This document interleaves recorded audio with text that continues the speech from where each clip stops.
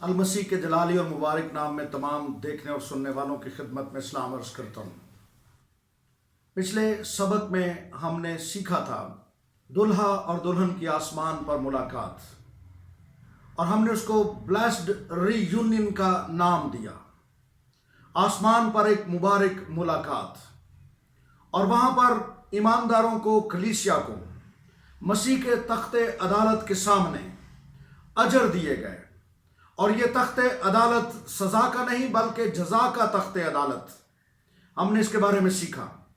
آج ہم اگلے سبق پر بڑھتے ہیں کہ جب آسمان پر یہ سب کچھ ہو رہا ہوگا تو زمین پر کیا ہو رہا ہوگا۔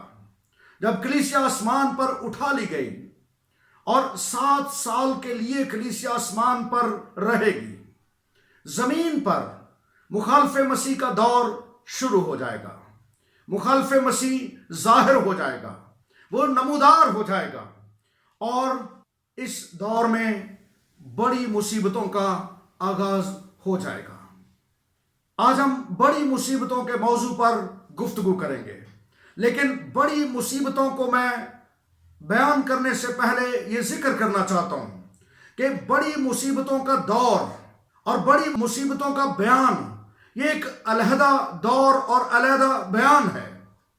عمومی طور پر کلیسیا شروع سے لے کر آج تک بہت سی مصیبتیں اٹھا رہی ہے، کلیسیا بہت سے ظلم برداشت کر رہی ہے، کلیسیا کے ساتھ ناانصافی کی جاتی ہے، لیکن یہ سب بڑی مصیبت میں شامل نہیں ہیں۔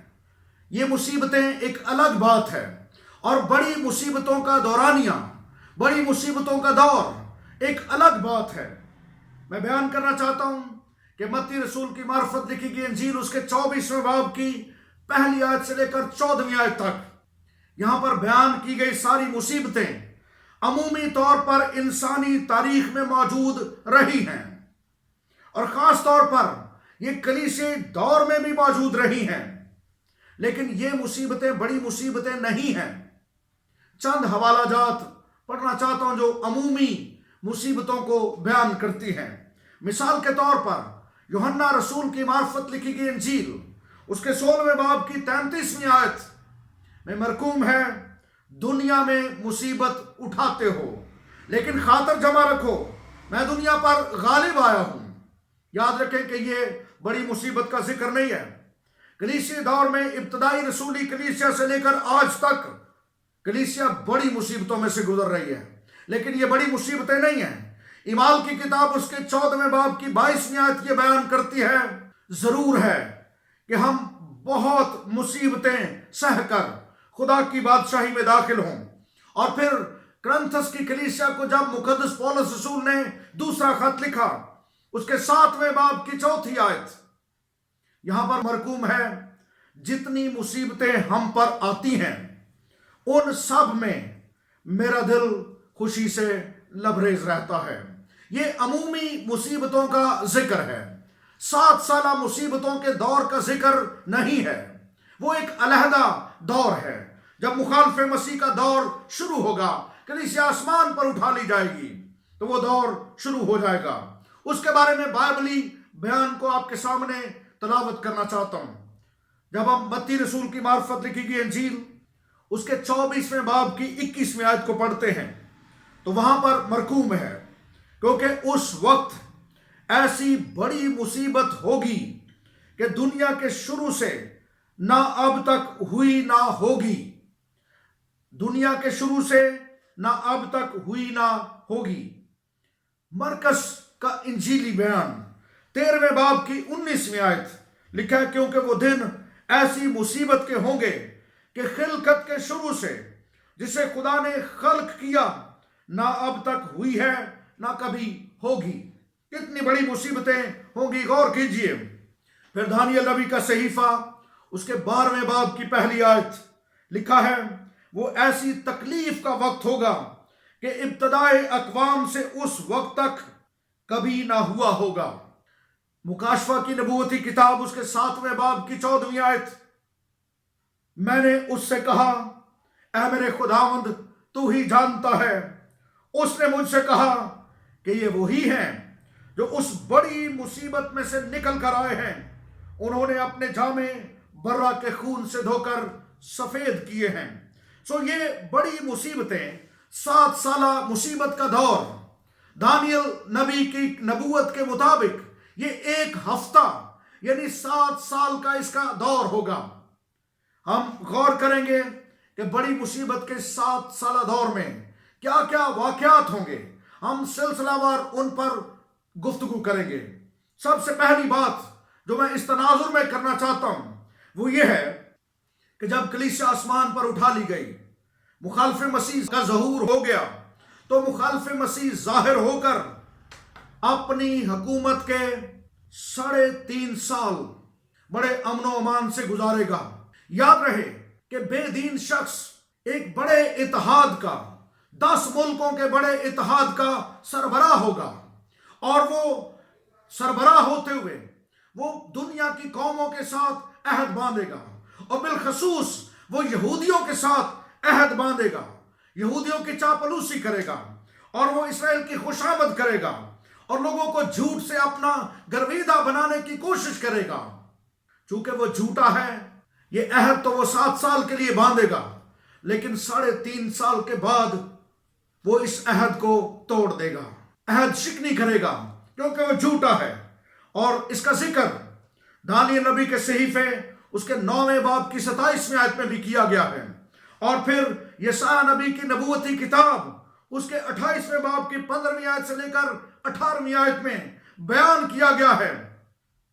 لوگوں سے یہ کہا گیا کہ تم نے جھوٹ، موت اور پاتال کے ساتھ عہد و پیمان کیا ہے جو منسوخ ہو جائے گا۔ بے دین شخص مخالف مسیح عہد شکنی کرے گا، اور 3.5 سال کے بعد، 3.5 سال تو وہ یہودیوں کو اجازت دے گا کہ وہ اپنی قربانیاں گزرانے اور وہ اپنی عبادات کریں، لیکن 3.5 سال کے بعد وہ ہیکل میں سے قربانیوں کو موقوف کر دے گا، اور وہ ہیکل میں اپنا بت نصب کرے گا، اور اپنے بت کی پرستش کرنے کے لیے لوگوں کو مجبور کرے گا۔ یہ بڑا سنگین وقت ہوگا، بہت مشکل وقت ہوگا، اور متی کی انجیل 24ویں باب میں بیان کی گئی تمام مصیبتیں، میں ان کی تقسیم بتانا چاہتا ہوں۔ پہلی آیت سے لے کر 14ویں آیت تک یہ مصیبتیں عمومی طور پر پہلے بھی کلیسیا پر آتی رہی ہیں، لیکن ان کے بارے میں اگر 14ویں آیت کے درمیان میں آپ پڑھیں تو وہاں پر لکھا ہے یہ مصیبتوں کا شروع ہوگا، لیکن جب 15ویں آیت سے آگے ہم بڑھتے ہیں تو ہم دیکھتے ہیں کہ وہ ایسی مصیبتیں ہوں گی جو نہ دنیا کے شروع سے کبھی ہوئی نہ ہوں گی۔ یہ ساری مصیبتوں کے اندر انتہائی تیزی آ جائے گی، اور یہ مصیبتیں شدت اختیار کر جائے گی، اور ان مصیبتوں کا بیان میں اس کو جوڑنا چاہتا ہوں نبوتی کتاب مکاشفہ کی کتاب کے ساتھ۔ 6 باب کو جب ہم پڑھتے ہیں تو 6 باب سے لے کر 8ویں باب کی پہلی آیت تک 7 مہریں کھلتی ہیں۔ میں نے پچھلے اس بات میں بیان کیا تھا کہ اب تک کوئی مہریں نہیں کھلی۔ پہلی مہر اس وقت کھلتی ہے جب مخالف مسیح ظاہر ہوگا اور اس کے 7 سالہ دور کا آغاز ہوگا۔ آئیے ہم ان مہروں پر بھی مختصر گفتگو کریں گے۔ ان مہروں کے کھلنے پر ہم 4 گھڑ سوار دیکھ سکتے ہیں، 4 گھوڑوں کے سوار۔ سب سے پہلی مہر جب کھلتی ہے مکاشفہ کی کتاب اس کے 6 باب میں، تو ہمیں پہلے سفید گھوڑے کا سوار نظر آتا ہے۔ یہ سفید گھوڑے کا سوار کون ہے؟ ایک بات میں امتیاز کر لیجئے کہ مکاشفہ 6 باب میں سفید گھوڑے کا سوار مخالف مسیح ہے، وہ بے دین شخص ہے، لیکن مکاشفہ کی کتاب اس کے 19ویں باب میں سفید گھوڑے کا سوار ہمارا خداوند یسوع مسیح ہے۔ مخالف مسیح، بے دین شخص، حیوان ہمارے خداوند یسوع مسیح کی نقل کرنے کی کوشش کرتا ہے، اس لیے یہاں پر وہ بھی سفید گھوڑے پر سوار ہو کر آتا ہے، لیکن فرق یہ ہے کہ 6 باب میں سفید گھوڑے کا سوار ایک تاج پہنے ہوئے ہے جو اس کو دیا گیا ہے، اور اپنے ہاتھ میں کمان لیے ہوئے ہے، اور وہ فتح کرتے ہوئے نکلا اور مزید فتح کرنے کا ارادہ کرتا ہے۔ यानी वो जंगो जदल करने का इरादा रखता है। लेकिन 19वें बाब में सफेद घोड़े का सवार, उसकी तस्वीर पर जरा गौर कीजिए। 19वें बाब में सफेद घोड़े का सवार, उसके सर पर एक ताज नहीं बल्कि बहुत से ताज हैं, और वो सच्चा और बरहक कहलाता है। वो खून से छिड़की हुई पोशाक पहने हुए है और उसका नाम कलामे खुदा है।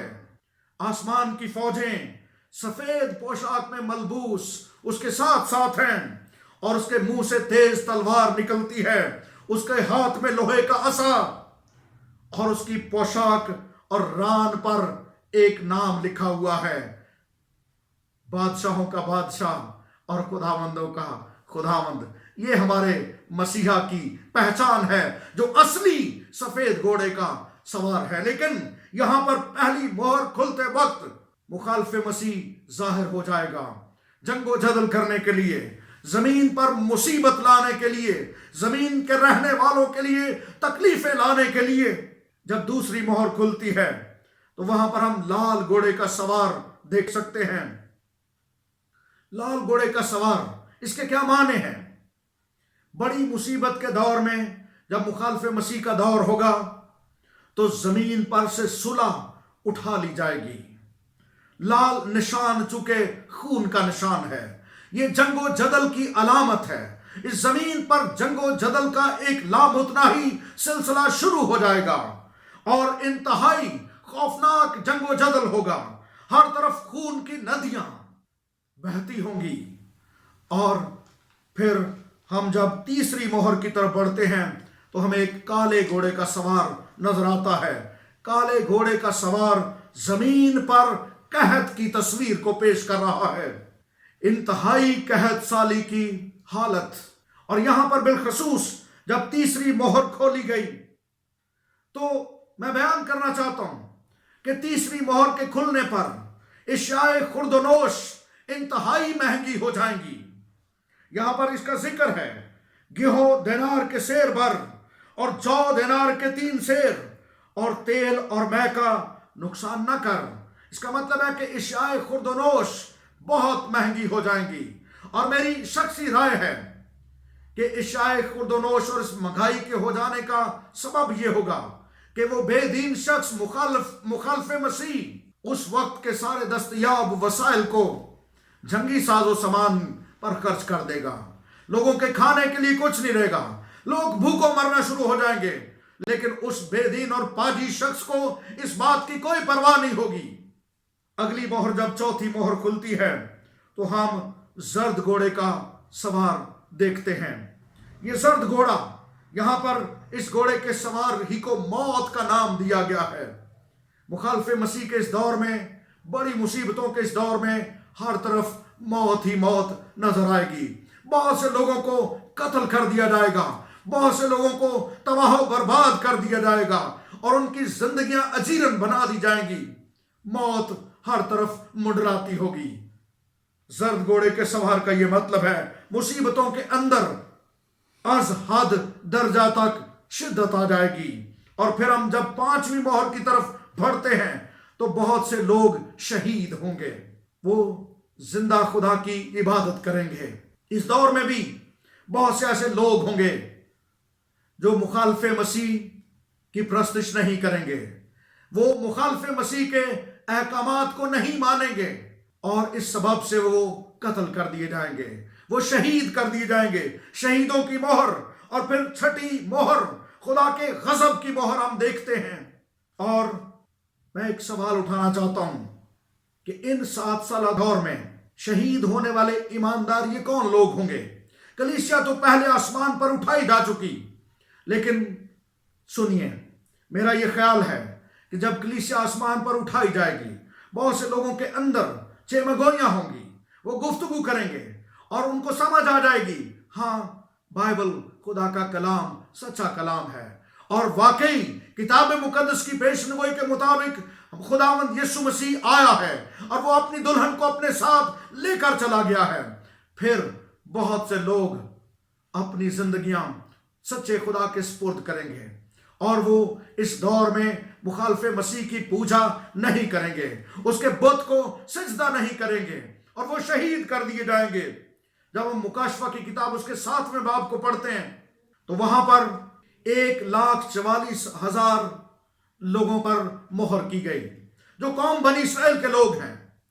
قوم بنی اسرائیل میں سے 1,44,000 لوگوں پر مہر کی گئی اور ان کو ایمانداروں کی جماعت میں شامل کیا جائے گا۔ لیکن جب یوحنا رسول ان 1,44,000 لوگوں کے علاوہ بھی کچھ لوگ دیکھتا ہے، بلکہ بہت سے لوگ، ایک بڑی بھیڑ دیکھتا ہے، ہر قوم اور ہر زبان، اہل زبان، ہر امت میں سے سفید جامے پہنے اور کھجور کی ڈالیاں ہاتھ میں لیے ہوئے ایک بڑی بھیڑ کو وہ دیکھتا ہے۔ یہ وہ ہیں جو بڑی مصیبت میں سے نکل کر آئے ہیں۔ یہ وہ لوگ ہوں گے جو بڑی مصیبتوں کے دور میں اپنے جامے برہ کے لہو سے دھو کر پاک رکھیں گے، اور وہ بت پرستی کی طرف مائل نہیں ہوں گے۔ وہ زندہ خدا کی عبادت کریں گے، وہ اپنی جانیں تو قربان کر دیں گے لیکن مخالف مسیح کی پوجا نہیں کریں گے۔ بڑی مصیبت کے دور کا سب سے دل خراش اور دردناک واقعہ بھی بیان کرنا چاہتا ہوں۔ سب سے دل خراش واقعہ، جب ہم دانیل نبی کی کتاب اس کے 9ویں باب کی 27ویں آیت، 12ویں باب کی 11ویں آیت اور متی رسول کی انجیل اس کے 24ویں باب کی 15ویں آیت کو پڑھتے ہیں تو ہمیں اجاڑنے والی مکروہ چیز کے نصب کیے جانے کا بیان ملتا ہے۔ یاد رکھ رہے ہیں کہ اجاڑنے والی مکروہ چیز ہیکل کے اندر نصب کی جائے گی، اور تاریخ کے اندر یہ واقعہ پہلے بھی ہو چکا ہے۔ المسیح کی آمد سے بہت پہلے ایک حکمران جس کا نام انتھاکس ایپیفینس تھا، اس نے ہیکل کے اندر سور کی قربانی چڑھائی اور ہیکل کو ناپاک کیا تھا۔ اجاڑنے والی مکروہ چیز کی پیشنگوئی جزوی طور پر اس وقت بھی پوری ہوئی تھی، لیکن یہ مخالف مسیح کے دور میں بھی ہونے والا ہے کہ مخالف مسیح اپنا بت ہیکل کے اندر یہودیوں کی عبادت کی جگہ پر اپنا بت نصب کرے گا، اور پھر یہودیوں کو، امتوں کو، قوموں کو مجبور کرے گا کہ وہ اس کے بت کی پرستش کریں، وہ اس کی پوجا کریں۔ اور یہ بت کا نصب کیا جانا یہ کب ہوگا؟ یہ 7 سالہ دور کے درمیانی حصہ میں ہوگا۔ دانیل کی کتاب جب ہم اس کے 9ویں باب کی 27ویں آیت کو پڑھتے ہیں، 12ویں باب کی 11ویں آیت، تو نصف ہفتے کا بیان یہودی قربانیوں کے نظام کو موقوف کر دیا جائے گا، اور پھر مخالف مسیح اپنا بت نصب کر کے ہیکل کو ناپاک کرے گا۔ اور مکاشفہ کی کتاب اس کے 11ویں باب کی 2 آیت یہ بیان کرتی ہے کہ غیر قومیں مقدس شہر کو 42 مہینوں تک پامال کرتی رہیں گی۔ ایک بات کا ذکر کرنا چاہتا ہوں، میرے علم کے مطابق اب تک ہیکل کی تعمیر نہیں کی گئی۔ ہم نہیں جانتے کہ وہ ہیکل کب تعمیر کی جائے گی، لیکن ایک واقعے کا ذکر کرنا چاہتا ہوں۔ قوم بنی اسرائیل جب اپنے ملک میں آ کر آباد ہوئی، اس کے بعد انہوں نے دیوار گریا کے سامنے ایک بہت بڑی عبادت کی جگہ کی تعمیر کی، دیوار گریا کے سامنے، اور اس کا نام ہے دی جیروسلم گریٹ سیناگوگ۔ اور 14 اگست 1982 کو سر آئزک نے اس کا افتتاح کیا، اس کی مسز نے اور اس نے، دونوں نے، مسز آئزک اور سر آئزک، ان دونوں نے اس کا افتتاح کیا۔ اور یہ عبادت خانہ بہت بڑا عبادت خانہ ہے، اس میں تقریباً 1700 لوگ ایک ہی وقت میں عبادت کر سکتے ہیں۔ ہمیں نہیں معلوم، کچھ لوگوں کا یہ خیال ہے کہ شاید اسی عبادت خانہ کو، گو یہودی ابھی تک اس کو ہیکل نہیں کہتے، اس کو سیناگوگ کے نام سے پکارا جاتا ہے، یعنی یہودی عبادت خانہ، لیکن کچھ لوگوں کا یہ خیال ہے کہ شاید اسی جگہ پر مخالف مسیح اپنا بت نصب کر کے اس عبادت خانہ کو ناپاک کرے گا۔ اس کے بارے میں ہم حتمی رائے دینے سے قاصر ہیں۔ جب ہم آگے بڑھتے ہیں تو مکاشفہ کی کتاب اس کے 13ویں باب کو ہم پڑھتے ہیں تو مخالف مسیح حیوان، ایک اختیار اس کو ملتا ہے۔ ابلیس نے، اژدہا نے، پرانے سانپ نے، جس کو ابلیس، جس کو نام دیے گئے، اژدہا، پرانا سانپ، وہ اپنا اختیار اس کو دیتا ہے، اور مخالف مسیح وہ ایک زخم کاری لگا اور اس زخم کا پھر وہ اچھا ہو گیا، اور لوگ حیران ہوئے، لوگوں نے حیرانگی کے ساتھ اس کی طرف دیکھا، اور وہ حیرانگی کے ساتھ مخالف مسیح کی پرستش کے لیے راضی ہو گئے۔ یاد رکھیں، یہ سب شعبدہ بازی ہوگی۔ مخالف مسیح شعبدہ بازیوں کا ماہر ہوگا۔ اور اس کے ساتھ ساتھ جب ہم آگے بڑھتے ہیں تو 13ویں باب کی 11ویں آیت میں ہم ایک اور حیوان کا ذکر پڑھتے ہیں، جو آگے چل کر جس کو جھوٹے نبی کے نام سے پکارا گیا۔ یہ جھوٹا نبی مخالف مسیح کا ساتھی ہوگا، اور وہ مذہبی لیڈر بن کر لوگوں کو آبادہ کرے گا کہ وہ اس حیوان کے بت کی پرستش کریں اور اپنے ماتھے پر اس کی چھاپ لیں۔ اور اب یہاں پر ہمیں ایک بات نظر آ رہی ہے، اژدہا، حیوان اور جھوٹا نبی تینوں مل کر ایک جھوٹی تثلیث کو جنم دیں گے، یعنی 666 کی تثلیث کو، وہ جھوٹی تثلیث کو جنم دیں گے۔ اور پھر اس کے بعد اس دور کا اختتام کی طرف ہم جب بڑھتے ہیں تو مکاشفہ کی کتاب اس کے 19ویں باب میں ہم چلے جاتے ہیں۔ 19واں باب کا آغاز آسمان پر 4 ہیلیلویا پکارے جاتے ہیں، 4 بار ہیلیلویا کی صدا گونجتی ہے، اور پھر اصلی گھوڑے کا سوار، اصلی سفید گھوڑے کا سوار ہمیں نظر آتا ہے، جو اپنی دلہن کے ساتھ کوہ زیتون پر اترے گا۔ زکریا نبی کی نبوت کے مطابق، اس کے 14ویں باب کے مطابق، اور تسلنیکیوں کے نام دوسرا خط اس کے دوسرے باب کی 8ویں آیت کے مطابق، وہ کوہ زیتون پر اترے گا اپنی دلہن کے ساتھ۔ اس وقت، یہ وہ وقت ہوگا جب وہاں پر ہر مجدون کے میدان میں جنگ کا ایک سما پیدا ہو جائے گا۔ مخالف مسیح قوم بنی اسرائیل کے خلاف، شہر مقدس کے خلاف ایک بڑی فوجوں کو لے کر ایک بڑی جنگ کے لیے وہاں پر تیاری کی جائے گی۔ ایک بڑی جنگ کا سٹیج سجا ہوگا، اور دنیا کے فوجی سردار اس میں شامل ہوں گے، اور ہمارا خداوند اعلانیہ طور پر اس کی دیدنی آمد ہوگی۔ وہ کوہ زیتون پر اترے گا، اور کوہ زیتون لکھا ہے بیچ میں سے، درمیان میں سے پھٹ جائے گا، اور پھر وہ اپنے منہ کی پھونک سے اس بے دین کو ہلاک کرے گا، ہلاک کرے گا۔ اور سفید گھوڑے کا سوار میں مختصر بیان کرنا چاہتا ہوں، اگر میں ڈیٹیلز میں جاؤں تو پھر بہت وقت چاہیے گا۔ سفید گھوڑے کا سوار حیوان اور جھوٹے نبی کو پکڑ کر آگ کی اس جھیل میں زندہ ڈال دے گا جو گندک سے جلتی رہتی ہے، اور اس حیوان اور جھوٹے نبی کے ساتھیوں کو قتل کر دیا جائے گا، اور ان کا گوشت سب پرندے کھائیں گے، ان پرندوں کو دے دیا جائے گا۔ مکاشفہ کی کتاب اس کے 19ویں باب میں پرندوں کی ضیافت کا بھی ہمیں ذکر ملتا ہے۔ اس کے بعد کیا ہوگا؟ جب حیوان اور جھوٹا نبی آگ کی اس جھیل میں زندہ ڈال دیے جائیں گے، وہ اپنے انجام کو پہنچ جائیں گے، تو پھر حیوان اور جھوٹے نبی کے ابا جان کو، یعنی اژدہا کو، ابلیس کو ایک بڑی زنجیر کے ساتھ باندھ کر اس اتھا گڑھے میں بند کر دیا جائے گا 1000 سال کے لیے۔ اتھا گڑھے میں، جس کو ہم نے سیکھا تھا باٹم لیس پٹ، ایبیسس کے نام سے جس کو ہم نے سیکھا تھا، اتھا گڑھے میں 1000 سال کے لیے بند کر دیا جائے گا، اور پھر زمین پر ہمارے خداوند یسوع مسیح کی 1000 سالہ بادشاہت کا آغاز ہو جائے گا۔ God bless you. خداوند آپ کو بہت برکت دے۔